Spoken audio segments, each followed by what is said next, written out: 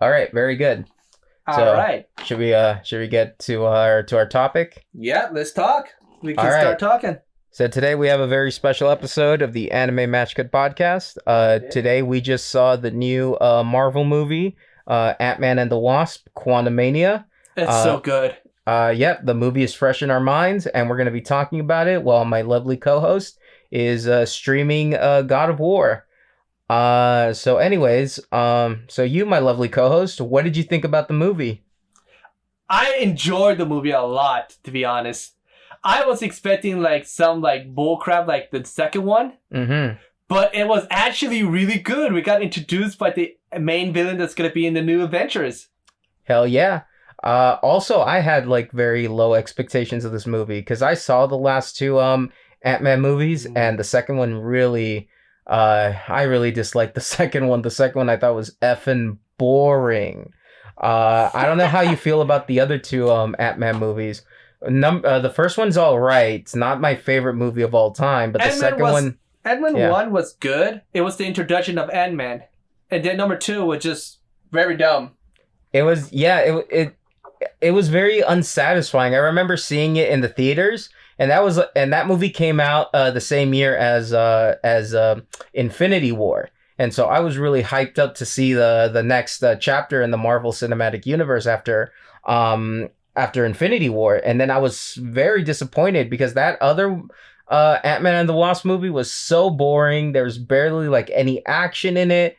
The story didn't make any sense. The villain was very poor. The villain was very weak. They were doing that same thing that Marvel has been doing so many times, where they try to make a sympathetic villain, but they fail. It's like, no, don't even do that. But this new one really surprised me a lot. So let's just talk about it. But fair warning, we are gonna spoil some things. So this is a spoiler warning. Yeah, if you got, and also heads up to anyone watching in the chat, we are gonna keep everything what we talk about in this in this live stream. So if you want to see the uncut version of the podcast, here it is. So if you want to come watch it, check me out on Twitch. You will see the uncut version of our podcast, unedited, on everything in my live stream. So if you want to see the uncuts, what other things that we talked about, we cut out, come join the past live stream. And also, for those of you who are watching this through the video version or the audio only version, tell us what's your Twitch handle. Tell us where we can find you on Twitch. Oh, you can come find me at Twitch/Dragon9074. Name will be changing soon. So yeah, come check me out there. Yeah, and definitely link in the descriptions when this episode gets released on YouTube and Spotify and all those places. All right, so this new Ant-Man and the Wasp, I really enjoyed a lot of the movie. I think I liked the second half more than the first half, or actually, what I mean is, I think I liked the second and the third parts of the movie more than I liked the first third of the movie. Because the movie, the setup at the beginning of the movie, it's a little bit it's a little bit slow.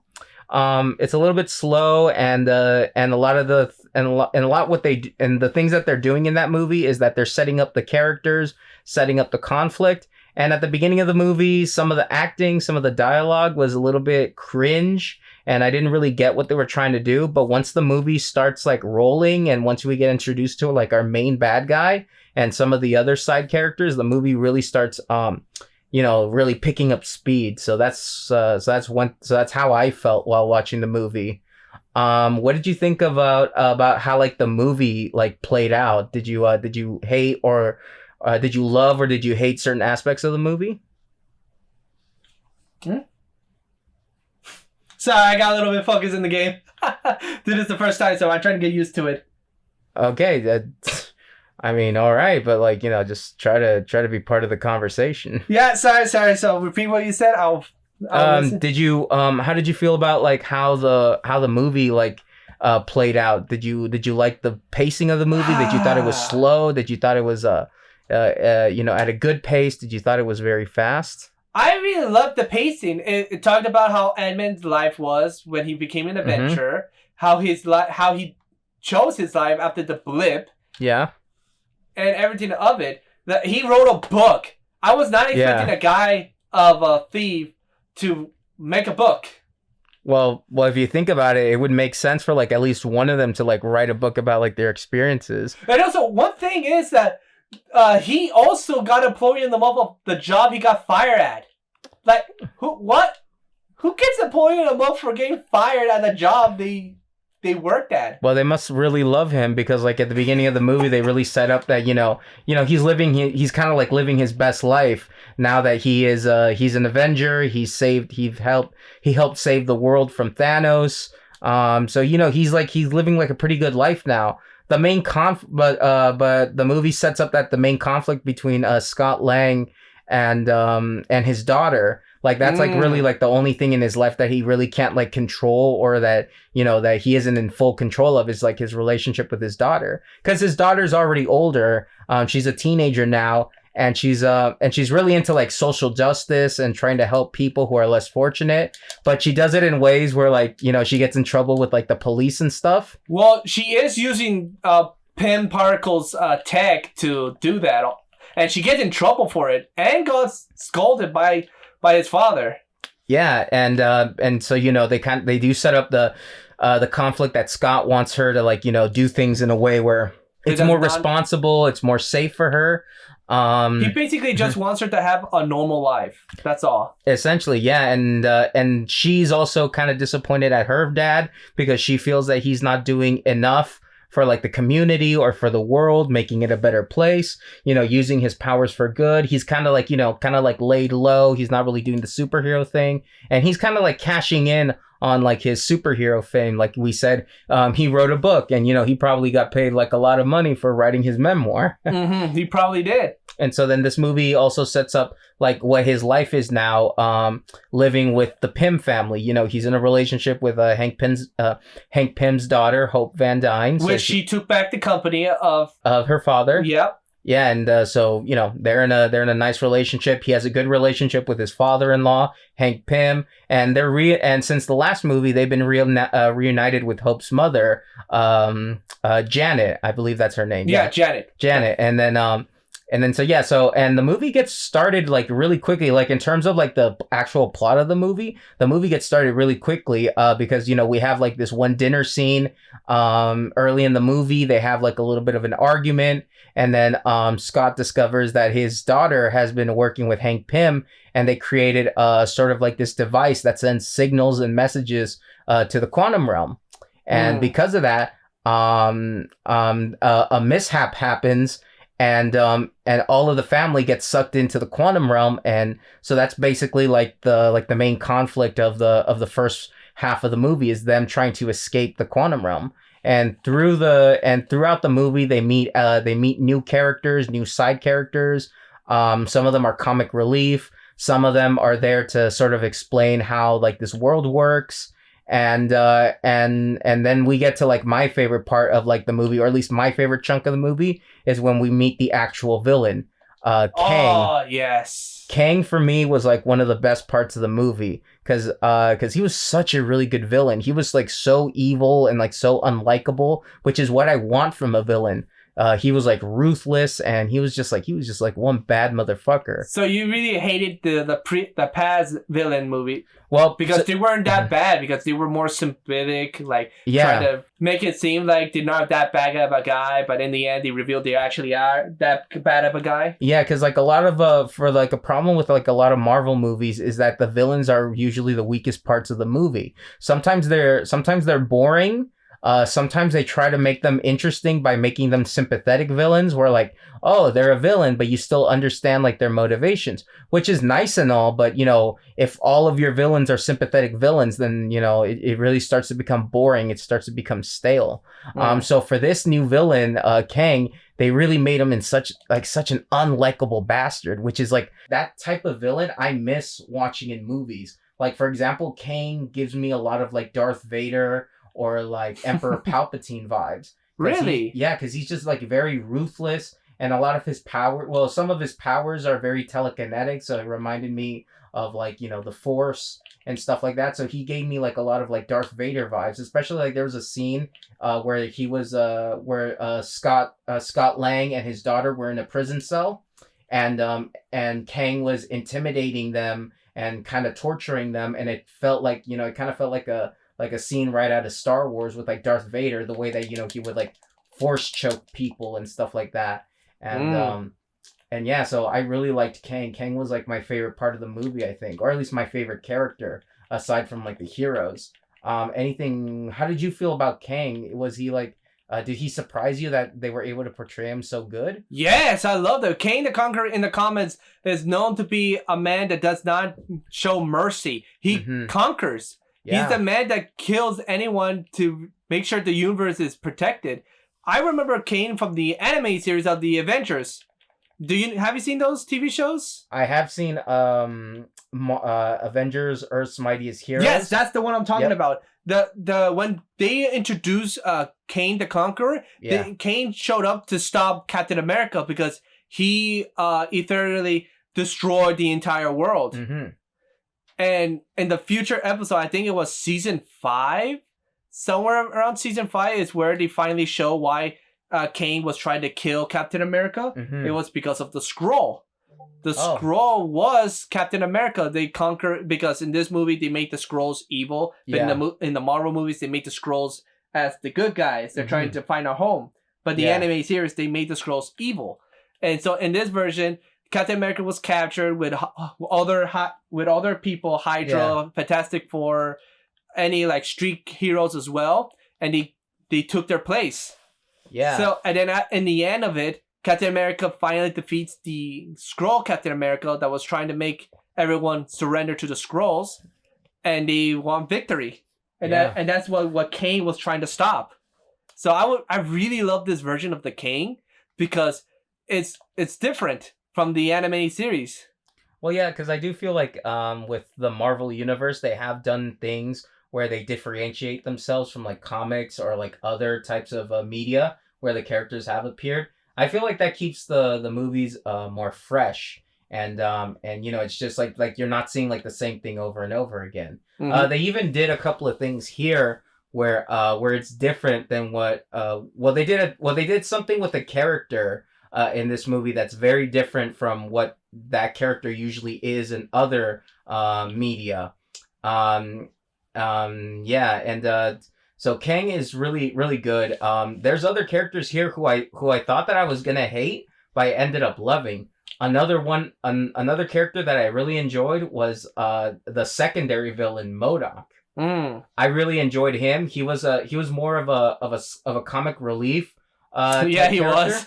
But he was still, you know, threatening enough because he has like a large arsenal of weapons and abilities. So I really liked how they handle him. He's very different from other versions of MODOK.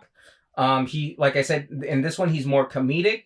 And I think they even change his backstory to kind of fit this universe. Like this universe. And yeah, but I really enjoyed it. I really thought he was going to annoy the hell out of me when we first saw him, because I was like, oh my God, we're going to be doing this shit. Because they bring back a character from one of the past Ant-Man movies, and so MODOK I think is a different character in the Marvel Cinematic Universe. But I really enjoyed him. Any thoughts on how they portrayed MODOK? Well, the MODOK that I knew from the comics and the anime series was what was the villain one? The Hive. There you go. That was the name I was trying to remember. I remember MODOK being the villain. Yeah. Being the smartest techno droid, I think he called himself. Yeah, because in other media he's like super intelligent and also like very ruthless too. Yes. I remember there was another game, Avengers game that came out last year where MODOK was becoming mutant because his fiancée turned him mutant. And it shows him turning into MODOK. Yeah. And in the end, he still became evil as well, which I loved. Because I know MODOK as the evil guy that wants to get rid of mutants and conquer everything, basically. Yeah, and yeah, so he was a really good addition to the movie. One character that I really was impressed by the end of the movie was Scott Lang's daughter, Cassie. Yes. Because of like all of the events that happen in the MCU, she's now a teenager, a young adult, and so she's very capable. So she's able to like join in the adventures and join in the action. And I was really happy with like a lot with what they did with her. I think at the beginning I thought that they were really gonna do something different with her, because at the beginning she has like a lot of conflict with her dad. But by the end of the second act, that kind of like goes away. Like they're seeing more eye to eye with each other, and then once they kind of see more eye to eye, she becomes more of a fun character. Because I thought originally she was gonna be like kind of annoying, because that's what kind of her character was at the beginning of the movie. Like she just wouldn't get along with her dad, and she was kind of like a smart ass, and she wouldn't listen to him. She was basically being Scott Lang when he was still a thief. Basically. Yeah, and she was also like acting like like a bratty teenager and stuff too. Yeah. But they start to bond with each other, and her character starts becoming very capable, and she's no longer just like the whiny teenage girl. Yeah, she grew up a lot during the movies. And I really like a lot of like the action scenes that they put her in. Oh yeah, her trying to fight. Yeah. Like I love the moments where they were with Scott Lang or Ant-Man trying to teach her daughter how to attack. What was it? Blip and tap?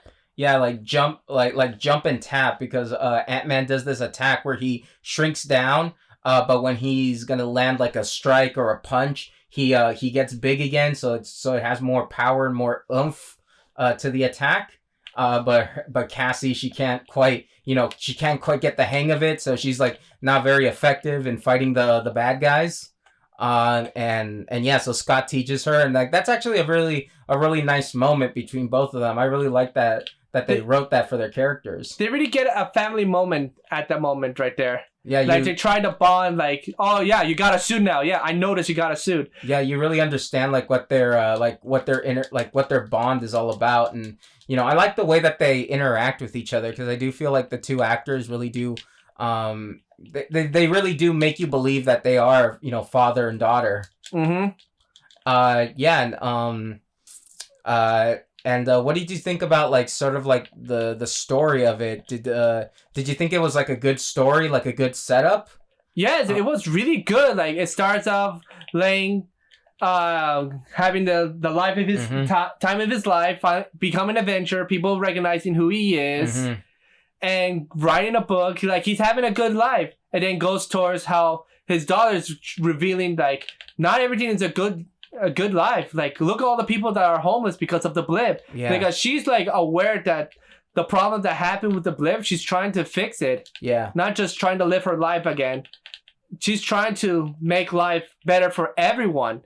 Like I think that's everyone that wants to do, like make their lives better than what it is now. Yeah. Because of the blip, she feels that it was more responsible for the Avengers, especially her father, who was part of the blip somewhat because he escaped. Yeah. That thing, that he should have been like helping other people out with his success and reach out and make everything better.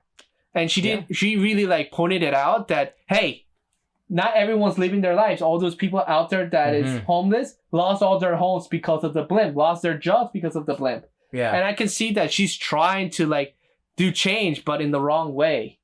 Yeah, and but also like, how do you feel like let's explain like how the plot sort of progresses. So the movie mostly takes place in the quantum realm, which is like this sort of subspace universe within our own universe. Well, at least within the Marvel cinematic universe, and so it takes place mostly in this realm. And so the main conflict is like the family, the Pym family, and Scott Lang and his daughter are all stuck in this realm, in this dimension. And so they have to escape. But along the way, they encounter some enemies and some antagonists. Oh, before we continue, let's mention that how beautiful the quantum realm is. It's a very interesting looking. It's very interesting looking because a lot of the designs are very they're very not of this world. So there's very like creative designs in terms of like buildings, environments, plant life. It's very sci-fi-ish, very almost like psychedelic, I would almost say. So it is very nice to look at. But how did you feel like how like the story like played out, like in terms of like discovering Kang and discovering the backstory of Hank Pym's wife Janet? Like, did you like all that? Did you like how like the story kind of like plays out? Because I did like a lot of it, the way that the story was structured, how things were revealed. Did you like the way that they revealed like the relationship between Janet and Kang and like Kang's backstory? Like, did you feel like all that worked or what didn't work? Yeah, it really revealed what Janet went through in her life in the quantum realm, because in the beginning she didn't want to reveal any of that. And then going to the background and seeing how it all started, it was actually a good feel to it. Like, this lit up because Janet kept secrets. She kept all of this a secret. If she would have told them, it would have when they go in, it would have been way different. Yeah. So one thing that I liked about how like the story was told is that the story was told in a way where it kept me like on the edge of my seat, because like a lot of it is like mystery. Like, well, not trying to solve a mystery, but not everything is revealed to you all at once. So you learn things along the way. And so one thing that I was worried about, like the way that they were telling like Kang's backstory, I was like so ready for them to reveal like, oh, Kang had a wife and a daughter that he had to save or that he had to sacrifice. I was like, no, guys, don't do this again. Give us a truly evil villain. And they did. They did give us a very truly evil villain. And what I like about like the backstory, like the flashbacks, is that they made Kang like very likable there, like very charismatic and very like secretive. But when it's revealed like his true plan, his true motives, I was like, yes, this is what I want. I don't want no dead kids. I don't want no dead family. Just give me a straight up villain. It doesn't remind you of Thunder, Love and Thunder? Yeah, because that's the problem with Thor, Love and Thunder, because that was the villain's motivation.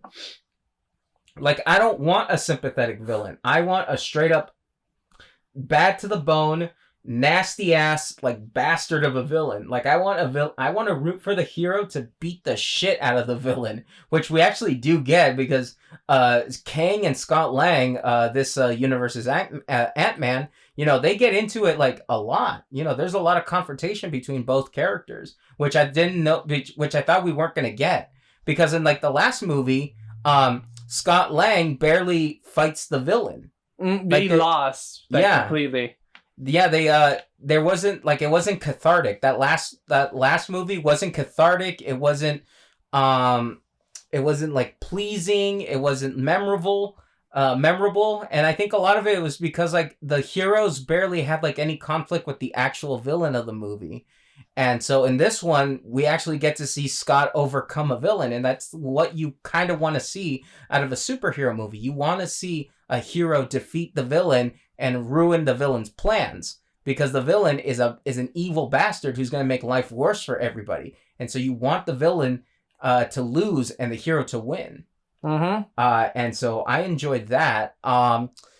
What did you? One thing that I kind of didn't like is that I felt that the movie took too long to introduce Kang. Because like in the beginning of the movie, they have like a lot of scenes where they're meeting up with people, and and there is like this funny scene where we meet up like this old guy who used to be friends, well, actually lovers, with Janet. Oh, yeah, like, it was 30 years, I had my needs. Ew. Yeah. And so we get to meet, like, Janet's old lover. And he's actually played by a very funny comedian, Bill Murray. Some of you guys might remember him from the movie Ghostbusters. So he was very good in the movie. He's not in it too long. But I do feel like the movie kind of spent a little bit too long to actually get to Kang. I don't know if you felt that way. Do you think like the movie took its time, or do you think it should have like moved a little bit faster? I think it took its time. I enjoyed the pacing it took to introduce Kang officially. I like how in the beginning they introduce Kane, like, where are we? And then Kane, then it goes on with the story, and then it reveals why, what happened in the beginning of when they met. I enjoyed the pacing. I really enjoyed it. Oh, and before we continue, hello everybody, welcome whoever joined. We are recording an episode for our podcast, so if you see us, hear us talking about something, we are talking about a new episode. This is something new we're doing, so if you guys confused what I'm talking about, I'm not interacting with you, this is the reason why. So, anyways, continue on. I enjoyed the pacing. Like, they reveal who this person is, like, where are we, continue on the story, and then went back to the flashback of what happened, how they knew each other, how they got along, what they did, and what Janet did in the past. And then continue on with the story onward. Yeah. Thankfully, like, a lot of the movie was very enjoyable. Like, I wasn't, like, cringing or I wasn't bored through a lot of the movie. Thankfully, like, the scenes with, like, the old guy were pretty funny. The scenes where Cassie and Scott Lang were meeting the other characters in the world, that was pretty interesting because they were setting up, like, what this world is and what the conflict is. Thankfully, all that was very well done. But not everybody in the theater was like as invested into the movie as we were. Yeah, there was a lot of people on their phones talking. Yeah, there was a few people, like a few rows behind us. Like, there was this guy who kept yelling at, like, some kid because I think, one, they were talking during the movie, and B, like, I think one of them was also, like, on their phone, and like like, if you know, like, in a dark theater, like, if you have your brightness all the way up, it's gonna annoy the people behind you. Like, I thought that there was gonna actually be, like, a fight. Really? You thought it was gonna be a fight? I was hoping there would be no fight. Yeah, because this is the same theater where I went to go see the first Venom movie. And for those of you who don't know, when I went to go see that very first Venom movie back in 2018. I went to go see it in the theater, and then some guy comes in. Like, I was the first one there. I got my tickets pretty early. I was the first one there, and then some guy comes in, and then he's like, "Hey, you're in my spot." Like, he was like, I got the feeling that he was kind of joking, but at the same time, he said it in kind of an aggressive way, and I'm like, "Oh no, I could move," and like, I just moved because, like, I didn't want to, like, get into, like, a whole thing with this guy, so I just moved, and then him and his buddy sat like in the spot where I was at, and then I just moved a few rows ahead so that I wouldn't be sitting next to them. But yeah, so, like, very weird interactions at this movie theater that we went to go see the Ant-Man movie. What did you think about like that one scene where they well, I don't know if should we spoil the scene. I think we should keep it quiet because it's still fresh. It just came out on Friday, so I think we should keep it to ourselves, unless we should just give it a spoiler warning ahead of time. Say spoilers if you don't want to hear it, skip like 5 minutes ahead. Well, okay. But let me just say this.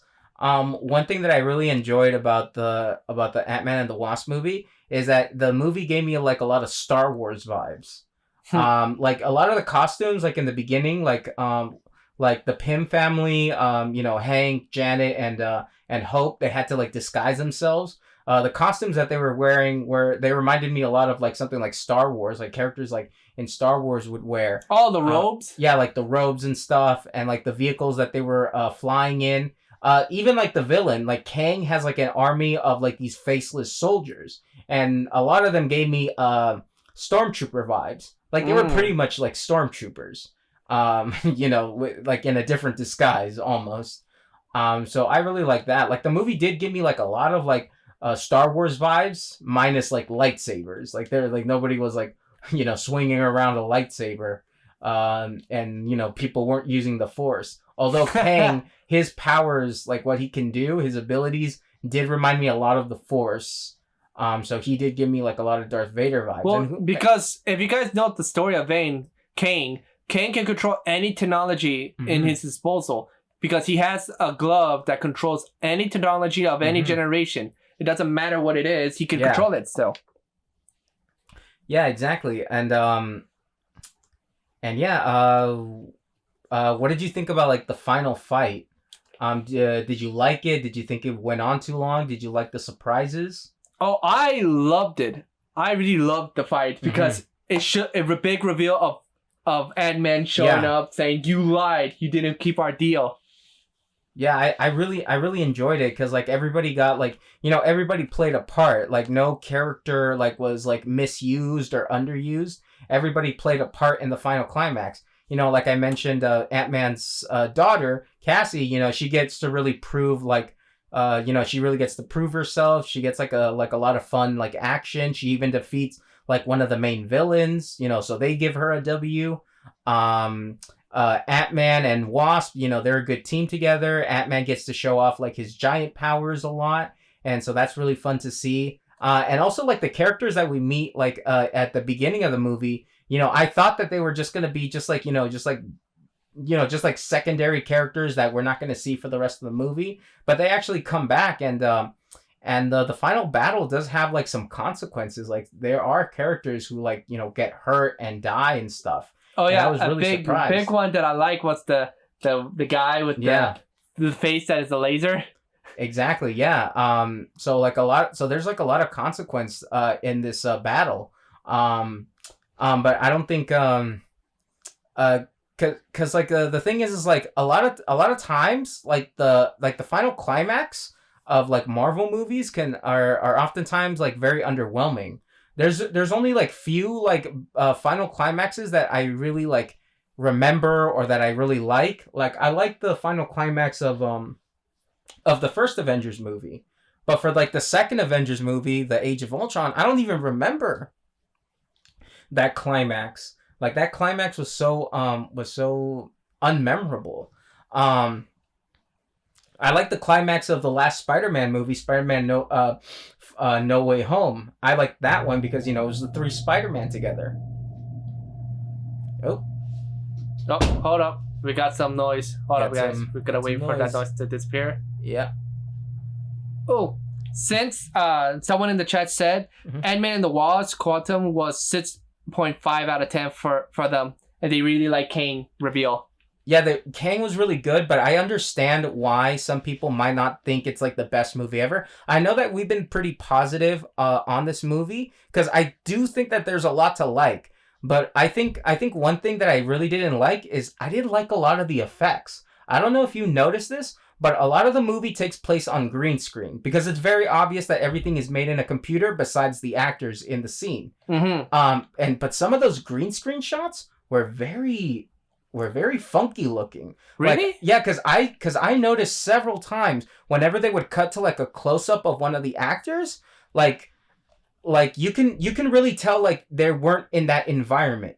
You could really tell like the environment is fake, that it was put in like afterwards, and like they're just standing in a green screen. Now again, you know, I did not notice that myself. It was just so poorly done. Like it might have been like the lighting or something, or it might be like they didn't like mask out the outline pretty good.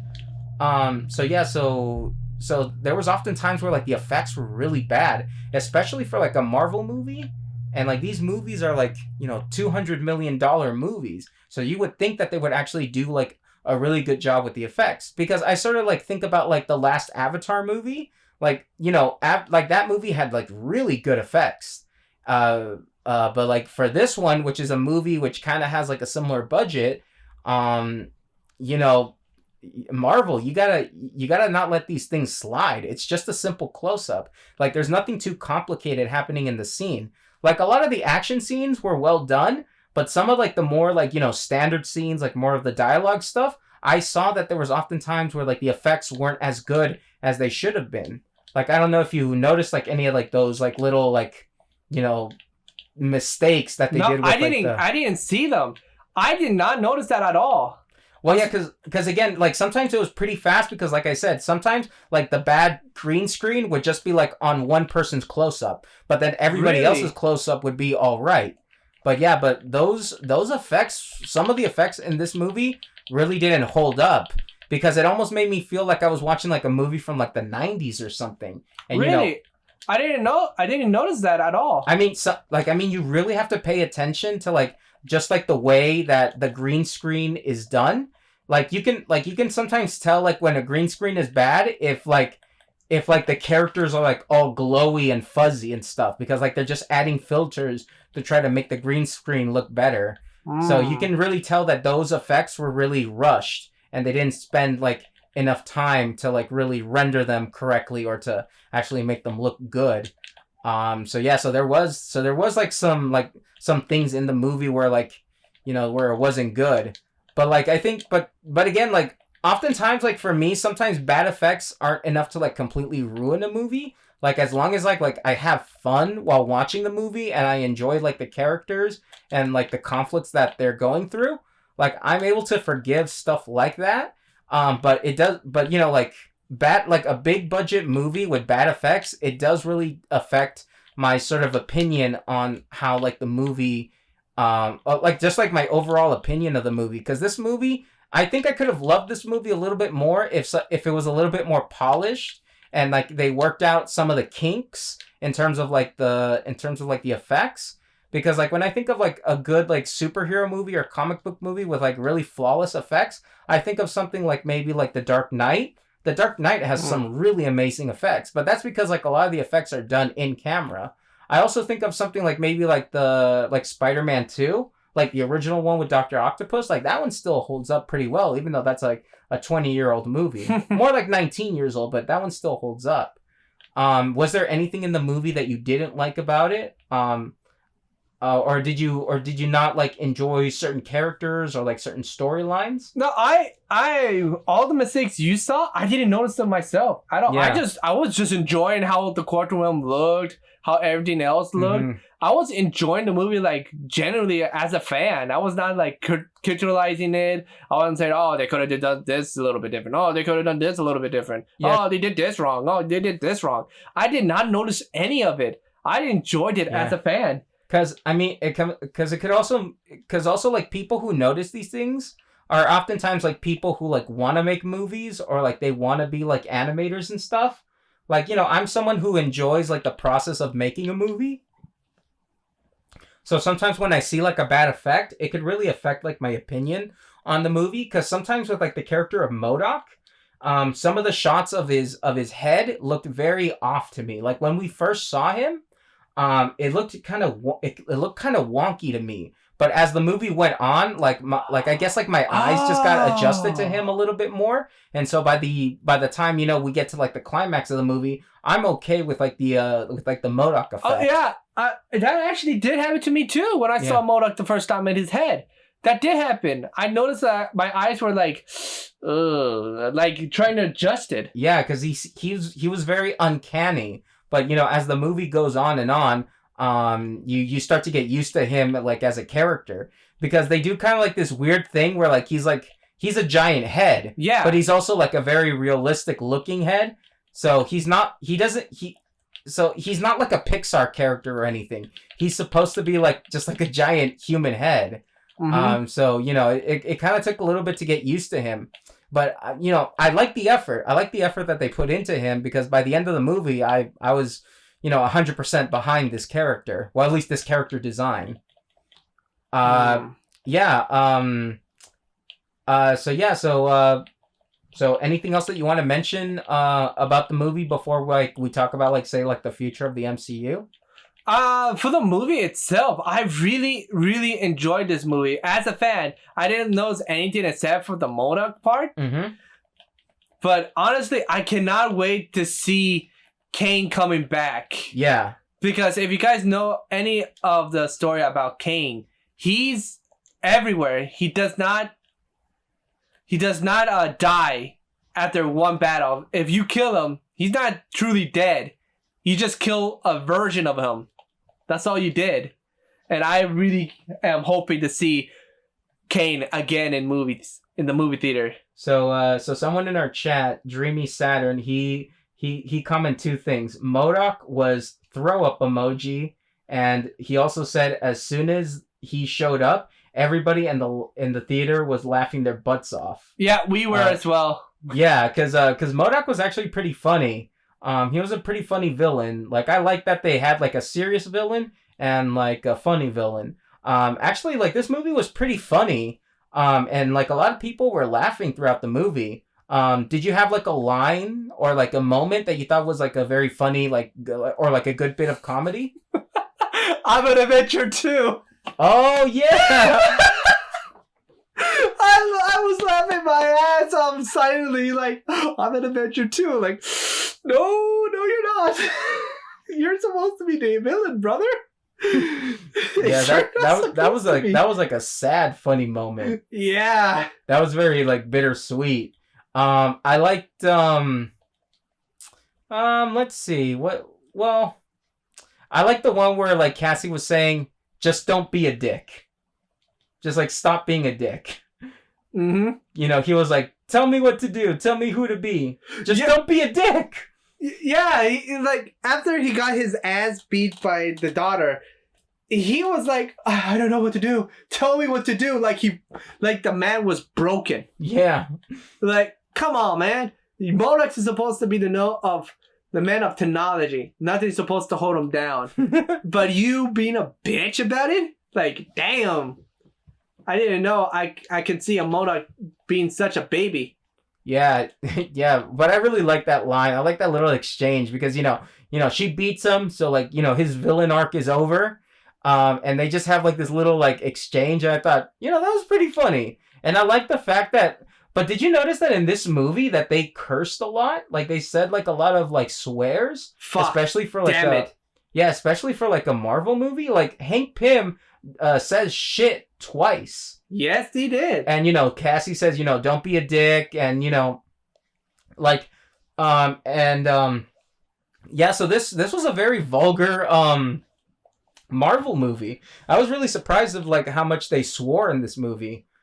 Because this movie was PG-13, and traditionally in PG-13 movies, they're only allowed like one like serious swear. Like PG-13 movies can get away with saying like light swearing, like hell or damn it, like those kinds of swears, or like crap.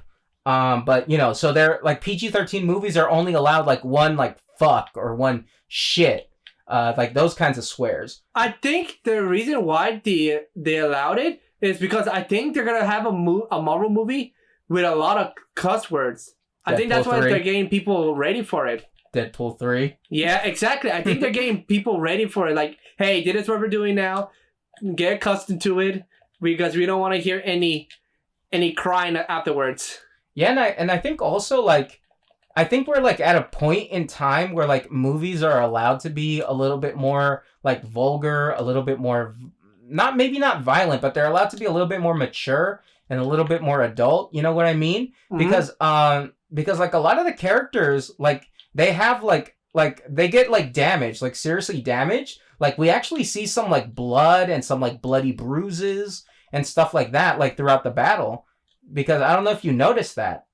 Like, Did you notice, like, Scott Lang, like, at the end of the movie, he was, like, all bruised and bloodied? Oh, yeah, they show a lot of blood. They usually don't show blood. Yeah, because I was thinking about that Uncharted movie that we saw last year. And remember that one scene where they kill off one of the villains? Yeah, they just kill him and they don't show no blood until the very end. Exactly. Like, we don't see, like, any blood.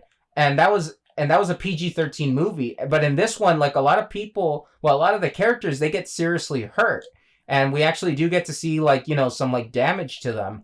And normally we don't see that a lot too much in regular PG-13 movies. So I just think, like, we're in a time where, like, movies are allowed to be a little bit more mature, like, with their content. Because I think studios now, or maybe the MPAA, the organization that rates movies, maybe they're a little bit more lenient nowadays. Because I was surprised with how many, like, swears they got away with in this movie, because you usually do not see or hear a lot of like cursing in PG-13 movies. Which I'm happy for it, to be honest. Yeah, because now they're able to like curse and be like, oh, okay, the kids of this generation is fine with it now, so we're okay of revealing this now. Yeah, but it's like really interesting because also like I recently rewatched the South Park movie from the 90s, South Park Bigger, Longer, and Uncut. Mm-hmm. And one of the things that was interesting about that movie is that the MPAA originally wanted to give that movie an NC-17 rating, which is the highest rating that the MPAA can give you. So that means like nobody under 17 can watch the movie, even with an adult accompanying them. But because of the South Park movie in the contract, it was supposed to come out as a rated R movie. The two creators of South Park couldn't make the movie NC-17. So they figured out that the NC-17 usually gives that the MPAA usually gives gives a movie an NC-17 if they have more than 400 swear words in the movie. Really? Yeah. So I did not know about that. So guess how many swear words were in the South Park movie back in the day? Over 500? No. 399 swear words. 300?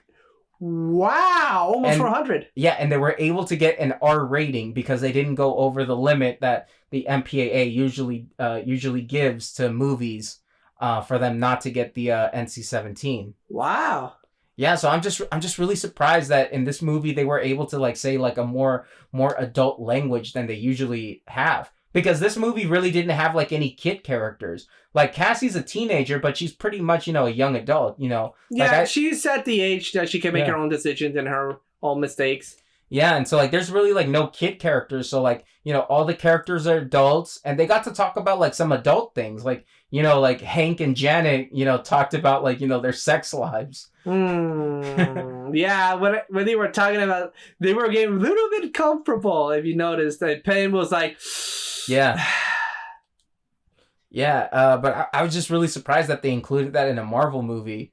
But we'll see like the reaction of people if people like throw like a hissy fit over like this movie having like so many swear words. But anyways, so with that being said, what do you think this movie says about the future of the MCU?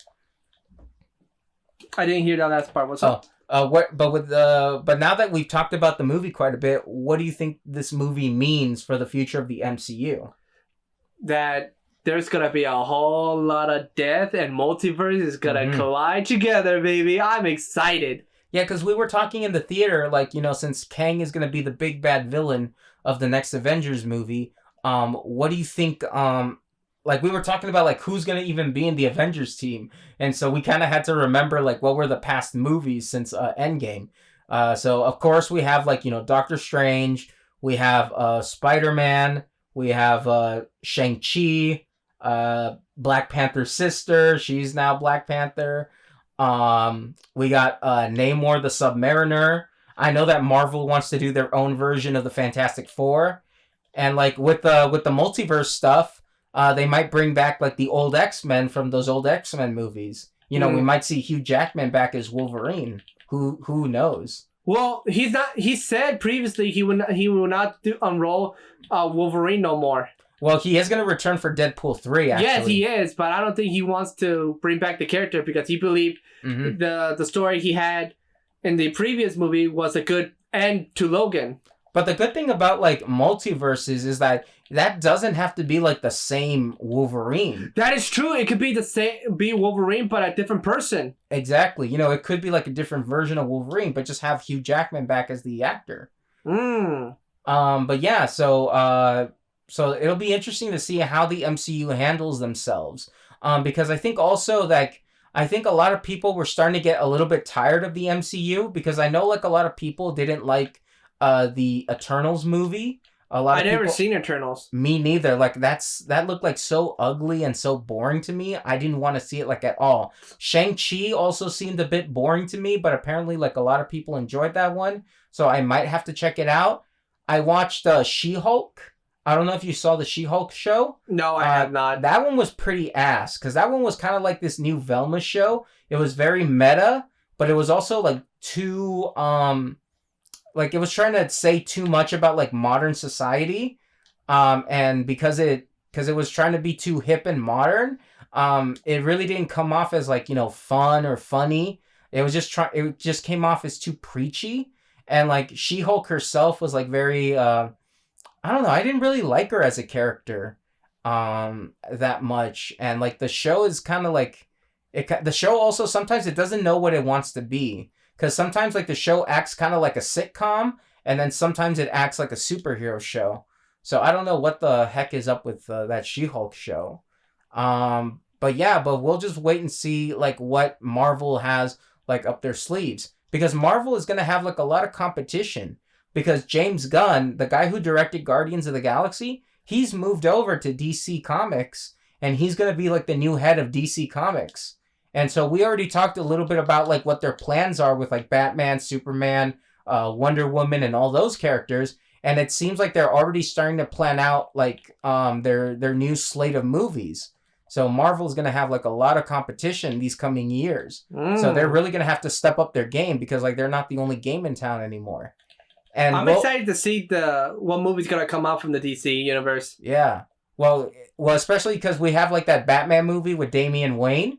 So it'll be really interesting to see like Batman and Robin again, on the big screen because it's been like a long time since we've seen Robin in a movie. Mm-hmm. I hope they bring Damian to be Robin. Well, Damian is going to be the new Robin of that DC universe. Oh, okay, cool. Yeah, because I think out of all the Robins, Damian is probably like the most popular one right now, and I think he's the one that fans like the most. Mm-hmm. Because he's basically the little mini Batman. I already mentioned this in our last stream, but yeah, he's basically the mini Batman. Yeah. He's as big of an asshole as his dad. Yeah.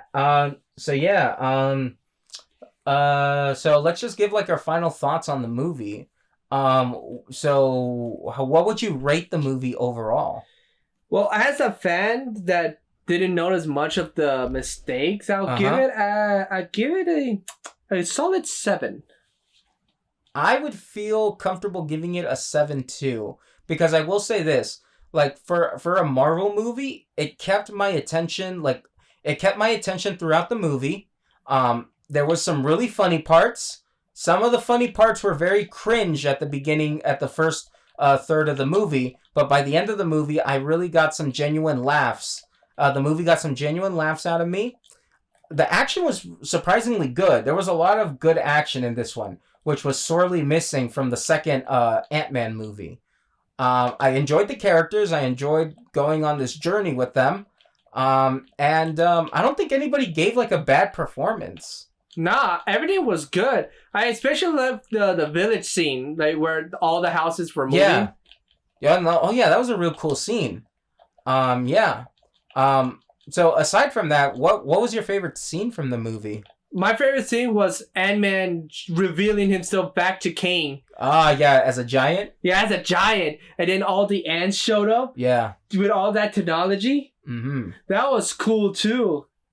I love that. I think my favorite scene was probably, I think my favorite scene was probably like the way that they defeat Kane. I'm not going to spoil how they do it, but I just really like the suspense of that scene, and I think it was really well done because him and Ant-Man really go toe to toe in terms of like fighting because that's where them using their abilities.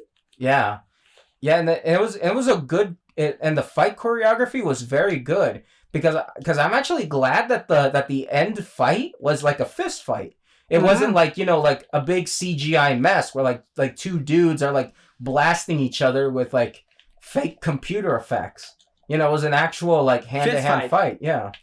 It was really good. I was not expecting a fist fight in a Marvel movie with powers and everything. Yeah. It was a really good new difference, to be honest. Exactly. This movie was like a lot of fun. This movie felt like I was actually like reading like say like a comic book or watching like an episode of an animated series. This one was like a lot of fun. I really enjoyed it. All right.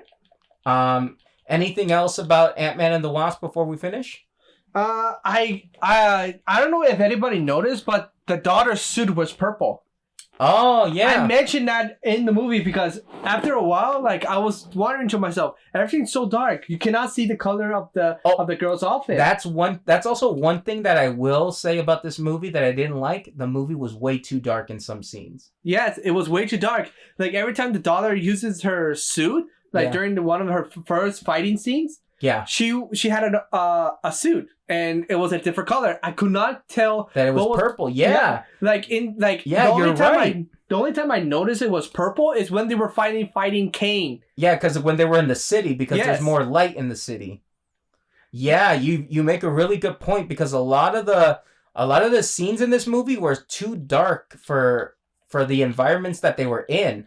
Like some environments, they required darkness, but this one was like the scenes that had her suit did not require that much dark. Yeah, because sometimes I feel like a lot of modern movies, they make certain scenes or like certain movies dark because they want to hide the bad effects. So who knows if they've made some scenes super dark because they didn't want to put enough effort into the special effects. But yeah, some of the scenes were like very dark, and if we weren't in like say like a good theater with like a good screen, I could imagine people like maybe walking out because like the movie's too dark for them. Mm-hmm. Yeah, so that's one thing. Marvel, you gotta do better, my guys. You gotta make the movies a little bit more visible. Because we're not watching a John Cena movie here. Oh yeah, John Cena is always visible. We know this. Every time he's in the scene, we always see his costume walking around. Yeah. But yeah. Anything else about the movie before we end this discussion? I like the end credit scenes they revealed. If you guys haven't seen it, we're not gonna spoil it. Go watch the movie yourselves. So in the end credit scenes, there were two. One showing the rest of the Kangs being summoned because the banished one, the Citadel of Ricks. Yeah, you mentioned that too. Like, so after the banished one was sent to the quantum realm, they brought everyone in, themselves in, saying that they're not touching the multiverse now. We gotta put a stop to it. And then in the end, shows Kane again, but old-timey version of him with Loki and the department of that TV show Loki. So, kind of hints at that you need to watch the TV show Loki. Yeah. To know what's happening up, because apparently Loki in the TV show, I've seen bits and pieces of the show. In Loki himself and Loki's variant meets up with Kane in the quantum realm. Yeah. And it was later revealed saying that Kane was the reason why the department was created. Interesting. Okay. Yeah, I can see that. Fact that no one's seen Loki. Kane was the reason why the department was created. Right. Yeah. One thing I also want to mention is that this Ant-Man movie is so different from the other two, because the other two followed like a formula. And also like this new Ant-Man movie, it almost acted like as if like the first two didn't exist in a way. Because we do get a character that returns from the first movie. Oh, which one? You know, MODOK. Oh yeah, him. Yeah. You mean Yellow Jacket? I don't know him as MODOK. I knew him as Metal. Don't you mean Darren? Darren. But anyways, but also like Scott Lang in the first two movies, he had like a group of friends that were also... they didn't reveal them as well too. Yeah, so they didn't show up in this movie at all. And I love the Mexican guy that was explaining like a story. He was like human juice box. I don't know, because like in the second one where they had the Mexican guy tell the story, I was like, guys, come on, this is way too forced. You guys didn't need to do this again. The first time it was funny, but the second time, come on. I'm glad that they didn't do anything like that. I'm glad that the story just focused on Scott Lang, his daughter, and the Pym family. Like, I'm glad that it just focused on those characters, which, you know, that was a good thing. Honestly, I really like they focus on family. Exactly, because it makes the story more focused, and you actually get to actually like appreciate the relationships more when the story knows exactly what it's doing. But anyways, besides that, anything else? Thinking. Honestly, nothing else. That's like basically everything about the movie in pieces that we got. I was just glad that we got a decent movie out of this one. and a decent movie, like the other movies weren't decent enough. Well, that second one, man, like that second one for me, that's like one of the worst MCU movies for me. Like, I'm sorry, that one was boring as fuck. At least this one, there was enough interesting things happening where it kept my attention and I actually had some fun watching it. So that really counts for me. I'm just glad that this one was like a surprise for me. Anyways, so I think that's it for our discussion of Ant-Man and the Wasp. So yeah, so tell us in the chat, tell us in the comments, what did you guys think of the movie? Did you love it? Did you hate it? Tell us what you guys are excited for the new Marvel movies, and we have social medias too. We have a Twitter at TikTok. TikTok. We have a Twitter at Anime Match Cut at Anime Match Cut Pod. A TikTok Anime Match Cut Podcast.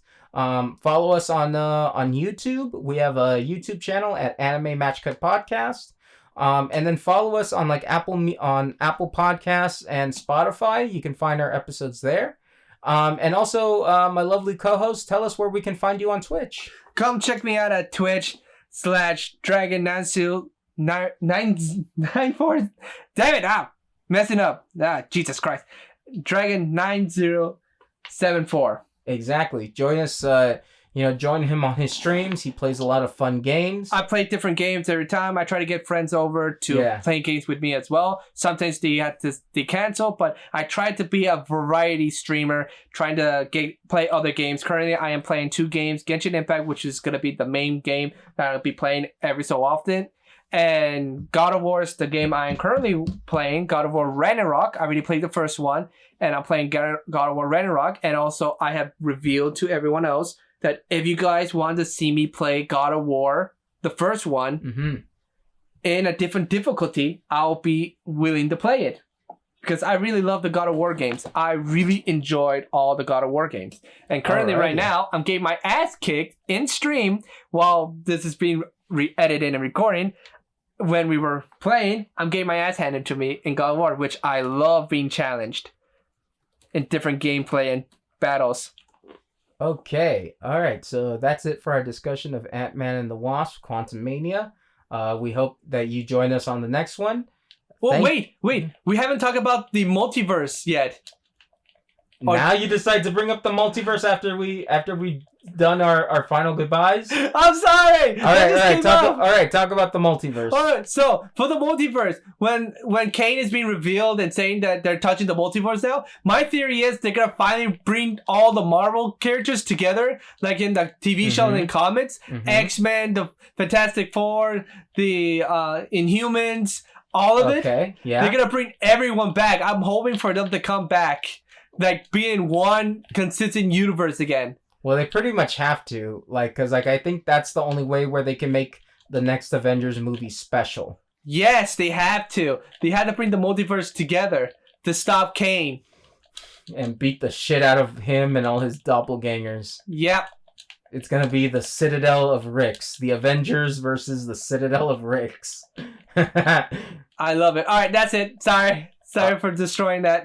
All right, so again, thank you for joining us. We hope to see you on the next one. And I hope you guys enjoy your day. Please leave a like, subscribe, and share it to your friends. And we guys see you in the next podcast. Catch you on the flip side. Bye.